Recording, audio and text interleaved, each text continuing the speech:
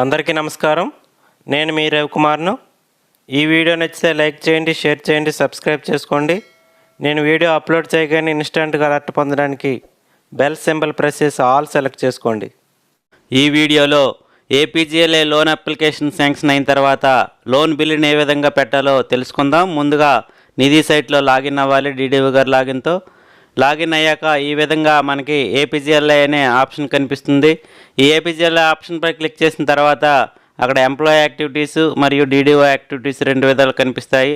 ఈ డీడీఓ యాక్టివిటీస్లో loan application DDO అనే ఆప్షన్పై క్లిక్ చేసిన తర్వాత మనకి అందులో ఎంతమంది లోన్కి అప్లై చేశారు, ఎంతమందికి అప్రూవ్ అయింది, ఆ వివరాలన్నీ మనకు చూపించడం జరుగుతుంది. ఈ విధంగా మనకి ఇక్కడ pending files, approved files, rejected files, total number of requests అన్నీ మొత్తం కనిపిస్తాయి.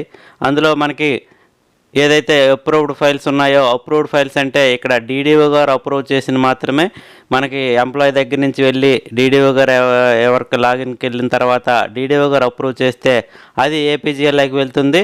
ఇక్కడ check status, view, employee e signed file, DDO e sign file, loan acceptance letter, generate CFMS bill అనేది మనకి ఇక్కడ చూపించడం జరుగుతుంది.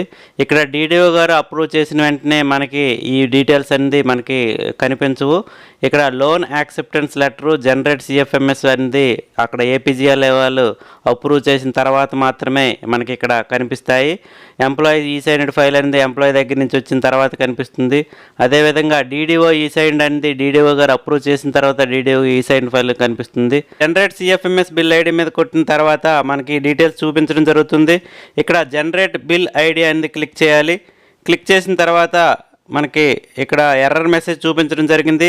Maker not found in work flow అనేది చూపించడం జరిగింది. ఇటువంటి ఎర్రర్ మెసేజ్ వచ్చినప్పుడు ఎక్కడ మేకర్ని అసైన్ చేయాలి, ఏ విధంగా బిల్ అనమాట జనరేట్ చేయాలి అనే విషయాలు కూడా ఈ వీడియోలో తెలుసుకుందాం. ముందుగా ఈ విధంగా ఎర్రర్ మెసేజ్ వస్తే మేకర్ నాట్ వర్క్ ఫ్లోలో అసైన్ చేయనట్టు దాని అర్థం. దీనికోసం మనం సిఎఫ్ఎంఎస్ డీడీఓ గారి లాగిన్లో మనకి కొన్ని హెడ్ ఆఫ్ అకౌంట్లు యాడ్ చేయాలి. ఈ విధంగా 2 హెడ్ ఆఫ్ అకౌంట్లు కొత్తగా ఇవ్వడం జరిగింది ఏపీజీఎల్ఐ కోసం. ఈ 2 హెడ్ ఆఫ్ అకౌంట్లని మనం డీడీఓ గారి లాగిన్లో సిఎఫ్ఎంఎస్ లాగిన్లో యాడ్ చేయాలి.